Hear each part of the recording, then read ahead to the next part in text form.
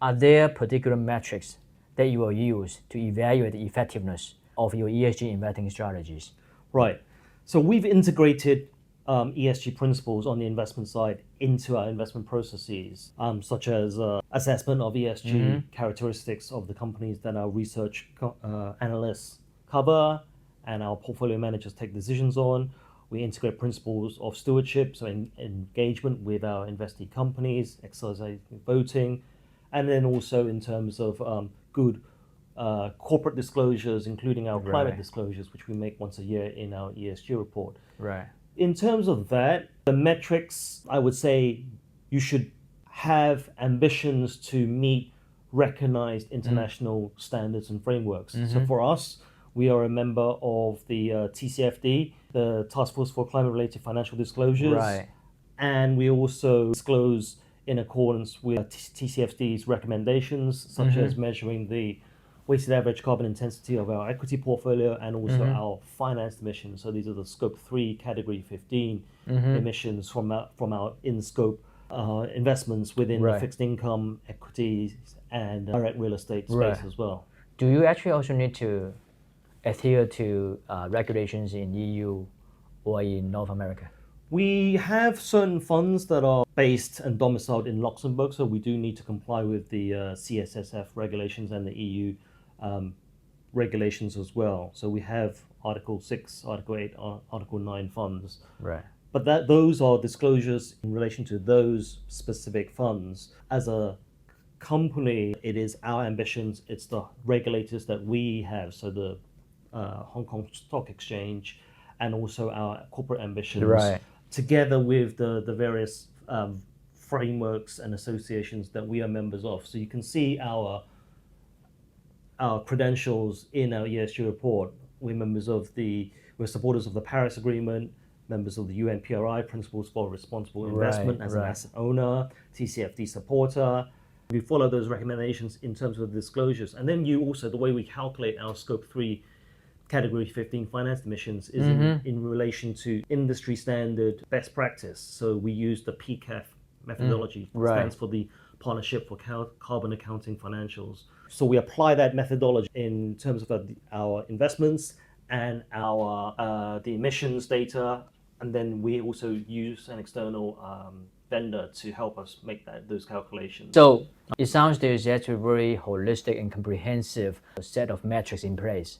So with these metrics in place, what are the challenges, such as, inconsistent data across different countries and different places, and greenwashing, as we have heard so often in this topic, right? So what do you... Sure. Inconsistent data, or sometimes not every company will disclose the information that you want. The beauty of using an industry standard framework like PCAF is that it has a waterfall of permissible metrics and sources. Obviously, for example, the company's own disclosures, what they disclose as their emissions, will be the first source. And then you can also use proxies such as sector peers or industry peers or geographical locations as well. So the PCAF methodology does have that kind of waterfall. So you should aim for the best and then work your way down if it's not around. And that helps to bolster the credibility. And also, it also doesn't mean that you're not then just making things up. So the disclosure has its benefits in terms of robust disclosure. Sometimes you don't disclose, that could be greenwashing or green hushing. Sometimes you disclose, but it might not be as rosy as whoever is making the disclosure makes it out to be.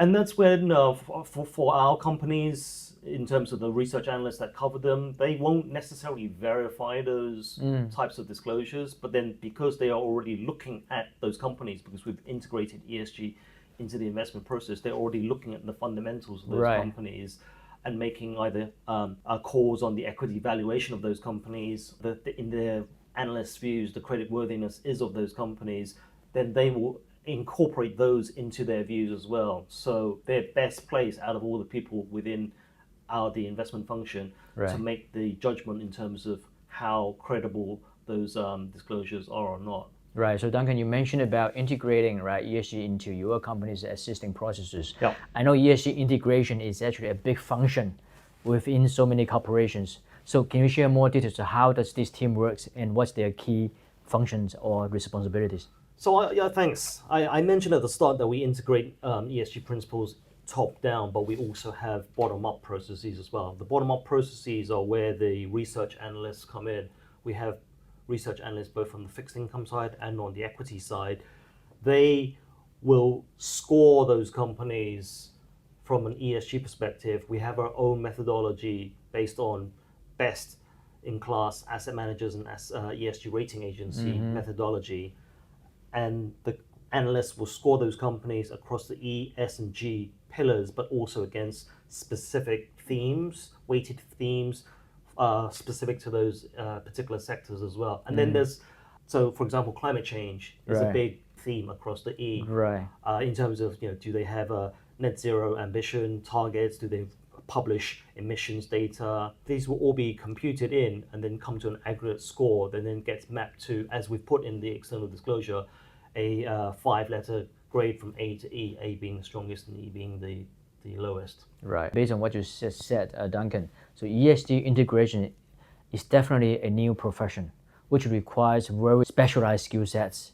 And normally, because I got my CFAs and then I got it several years ago, but I'm pretty sure that the knowledge that we learned from our old CFA schemes is not going to be enough to cover this kind of special skill sets required in today's ESG environments.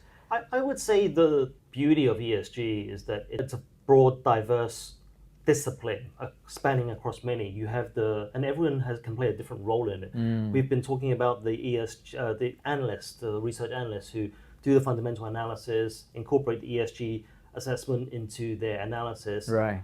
But then, say, me and my team, we do the actual direction setting in terms of where do we want to take this investment program forward. What's the vision? What are the things that we want to be committing in, or when we've committed, how are we going to operationalize that? A lot of it is also change management as well. So change management brings its own challenges and opportunities. It's an opportunity to move the program forward, but then you're taking people out of their established comfort zones. They may be used to be doing things a certain way, seeing certain types of reports, thinking about things in a certain way. You can also influence and alignment. There's a lot of that. So ESG is hugely about communications. Both, we mentioned the ESG report, which is external communications and disclosure, but a lot of it's internal as well. You need to persuade those people. It's also a matter of battling for the hearts and minds for those people as well. So, and that's it's not just the people within investment, it's also people outside investment. Why should we care about what you're doing in investment? Yes, exactly. And I think one of the challenges is that it seems everything is written in the book, written on the paper. Yeah. But you're right. ESG investment actually involves so many communications because different interpretations, right? Different perspectives. Yeah. Right. It also involves a lot of alignments. And everyone has different perspectives and priorities as well. It's almost like it's a big project where certain people care about certain things and others focus on different things, and it's finding that common ground enough to do it that we can measure it, disclose it in a robust way, and it can stand up to challenge, because otherwise we will face those accusations of greenwashing. And I think the other thing to point out is that no matter what you disclose, some people will be encouraged by it and give you positive feedback. There will always be others, and hopefully this is a smaller set, that will always say you're not doing enough. You should be doing more. But you can't win all the battles. You need to pick and choose the battles that you fight. Plus, change at large organizations doesn't necessarily occur overnight. It takes time to implement new technologies, processes, people's roles and responsibilities changing. They all need to be done in a conscientious way through time. And it can also be a multi-stage journey as well. If you try and jump to the end in one go, you'll find when you get there that there are other things that either make it obsolete, or things have moved on, or there are new things to think about. So it's constantly changing.